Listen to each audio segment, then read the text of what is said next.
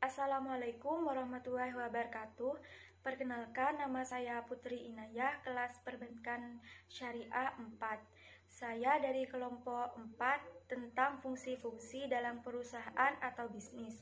Saya di sini akan menjelaskan materi tentang targeting. Targeting atau menetapkan target pasar adalah analisis lanjutan dari segmentasi. Apa itu targeting? Targeting adalah bagaimana memilih, menyeleksi, dan menjangkau pasar. Dalam menjangkau pasar, sebaiknya kita melihat sendiri keadaan pasar.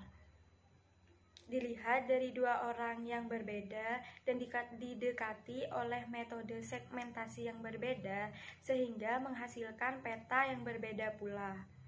Produk akan berhasil di pasaran jika kita memahami struktur-struktur atau kelompok-kelompok yang ada di pasar dan memahami penyesuaian antara marketing mix yang lebih khusus dengan pasar yang spesifik. Pasar juga disebut selecting. Bagaimana pemasaran harus memiliki keberanian untuk memfokuskan kegiatan pada beberapa bagian saja dan meninggalkan bagian lainnya. Setiap kali ada deregulasi yang mengangkut bidang usaha kita, ada pendatang baru di pasar, segmen-segmen harus dievaluasi kembali. Pasar tentu akan berubah, misalkan muncul generasi-generasi baru, datang produk-produk baru, dan menawarkan model gaya yang baru. Perubahan politik, ekonomi, dan sosial sehingga mengubah nilai individu dan modegrafi sehingga pasar bisa berubah. Targeting selain memiliki kelebihan juga memiliki kekurangan. Di antaranya yang pertama, identifikasi pasar memungkinkan perusahaan mengetahui siapa yang dianalisis agar membantu potensi dan konsumen yang sebenarnya. Yang dimaksud dianalisis di sini adalah perusahaan mengetahui produk jika dipasarkan di suatu tempat berhasil atau tidak.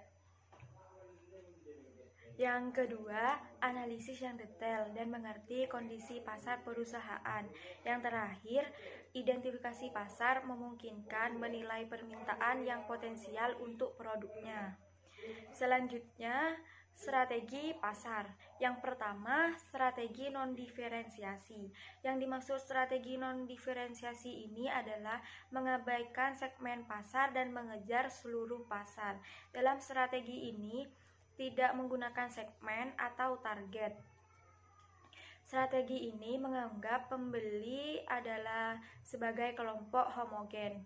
Jenis strategi ini bergantung pada distribusi massal dan iklan massal.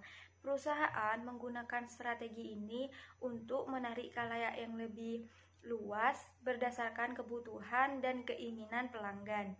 Yang kedua, strategi diferensiasi. Yang dimaksud strategi diferensiasi adalah perusahaan menetapkan dan menargetkan beberapa segmen pasar. Strategi ini tidak menggunakan segmen atau target.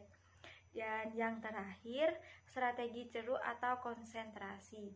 Yang dimaksud strategi ini adalah memfokuskan dan menargetkan segmen pasar tertentu, karena strategi yang terfokus dapat lebih baik dibandingkan dengan bisnis yang besar.